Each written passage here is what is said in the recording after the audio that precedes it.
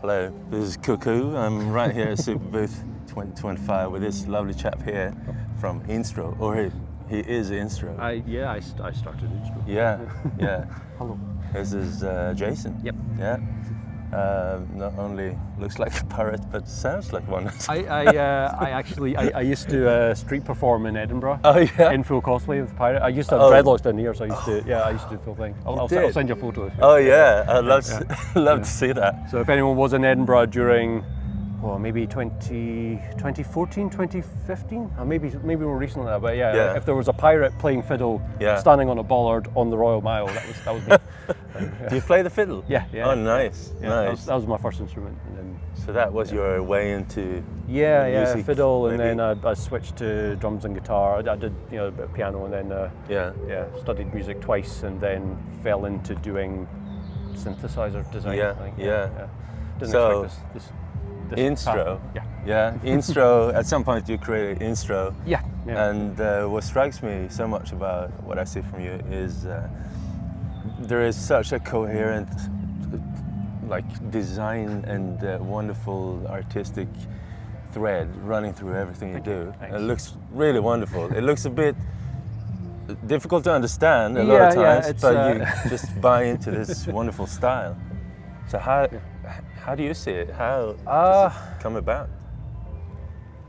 I don't. That's the hardest part to quantify. I think. Like what I've been doing more recently, I've been screen cap. Intro started because I did a time lapse of the design process of the first module of the Troika, of the triple oscillator. But I didn't start the time lapse until I had the interface drawn out and the graphics done, because that's the part that it's the vaguest. I don't know how to. I don't even have a grid that I follow. I keep referring back to that original module for the spacing of the knobs and be like, okay, so that's the line I did, but everything's just a bit wonky, between all the modules. Yeah. If it fits, it fits. Yeah. It's close enough. But so a time lapse recorded all the actual circuit layout, and then the PCB tracing and layout, and then assembly, because that's a bit more quantified. But the sort of, I guess what I do when I'm designing an interface is I'll lay out the components, so all the footprints for the box, jacks, faders, and then just try and get the spacing that I know kind of works.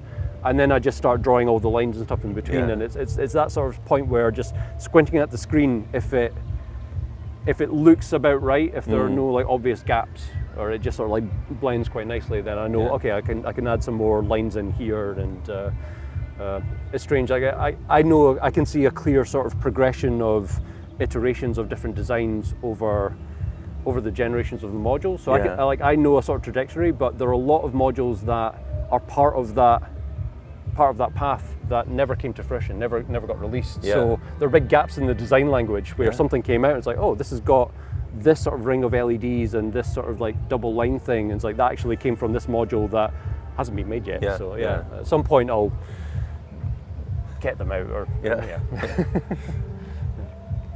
But that's loaded. I think when I look at the modules also, it feels like once you get one of them, it's like, ooh, this would look so nice with the other one, and you make a little system with just these. And even if you need something else, maybe you refer from buying something else because I want this to be a complete, wonderful, lovely system, and it just looks lovely. It's fun. But a lot of them are very advanced. They're deep. I think what we've done, this Super Booth, this is the first time launching something that's not a Eurorack module. So I think this has kind of been the plan for a long time, is doing a standalone self-contained instrument, and because we've got Instruo as a company, it turns 10 next year. Oh wow! So I've been doing this for well over a decade, almost a decade and a half. When Instruo itself being almost 10 years old as a company, which is wild. But I think the plan for many years has always been to consolidate and do something that is a bit more standalone, self-contained. But this year's the first time we've released. But I've been carrying one about in my pocket, so it's technically pocket-sized if you've got big enough pockets. But this is the Seashell, which is although I didn't realise until last week, nowhere on the device itself did I actually write Seashell in text. So it's just, you know, I've gone from unpronounceable butchered Gallic names to something that's just a picture of a mollusk. So some people might misinterpret, but yeah, we're calling it the Seashell. But it's nice. It's what does it do? It's a complex oscillator in a box. It's kind of where it started from. But it's kind of evolved into being essentially a semi-modular system. So a true hybrid of analog digital. So it's two analog oscillators, analog wavefolder, analog filter. So it's a full analog voice synth. But then it's integrated with DSP, where there's some stereo enhancement, there's a diffusion network that just adds a bit of ambience and makes it a bit more polished for like a main stereo output. Then MIDI in, external CV in, USB connectivity, so it can actually power over USB, although we've designed it with its own 5-volt barrel jack just because that way there's consistency. But I've been using this just laptop Seashell, and it's a very is it USB audio as well? USB audio and MIDI. So I've been just running a Ableton session with the VST plugin that we've developed to partner with the Seashell. That opens up all the interface in a much more addressable and MIDI mappable, automatable setup. So we're kind of referring to it as a hardware plugin, physical plugin. So you use the VST in the same way you would any soft synth, but then it's actually in and analog out voices. Audio. Cool. So I'll be doing one of the lecture demonstrations this afternoon. Which in like an hour. Oh shit, I'm on now.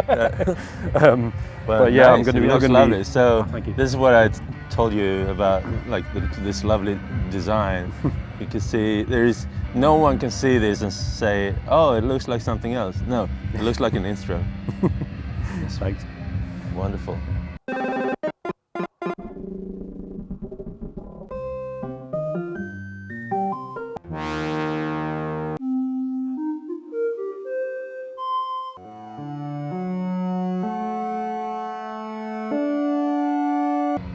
Yeah, so what's the reception been so far? It's been incredible. I think like we've been working in a bubble. Like this has been the full-time focus for a year and a half to 2 years. So I mean, Instruo started with just me, but I now have a team of about 20 of us. And we do all our assembly in-house in Glasgow. So you know, half the team are assembly, half are dev. So like it's been about 7 or 8 of us full-time for pretty much the last year and a half, like working on this, because we had various ideas, because like, you know, we're looking at our Arbor and Looper like sort of DSP like processing modules, and like those are in some ways more logical starting points for a self-contained device, but a different format. It needs a different.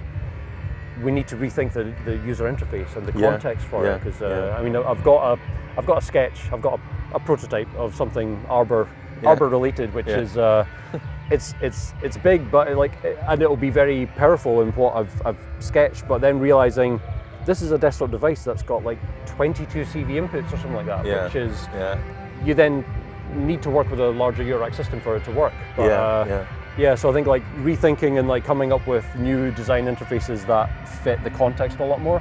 So the Seashell, I had the sketch of the interface done about maybe in 2022, I think as far back as that. So it's, as an interface, as an instrument, I kind of had the concept quite refined. Originally it was just all analog, but then as it evolved, I was like, okay, I was able to have a sit down, and you know, we actually recorded, we had a big dev meeting where I presented the Seashell in terms of, here it is on a whiteboard, this is the signal flow, this is the signal path, these are the circuits, this is what I'm envisioning in terms of digital recall, digital control, VST interface, and that's where, like, looking back at that video, we're like, oh, we actually landed on a lot of the feature set and functionality that has stayed from that meeting. So like things got added, definitely, but like I think that was a milestone point where like we kind of, okay, we know what we need to do. We now need to figure out how to do a VST plugin,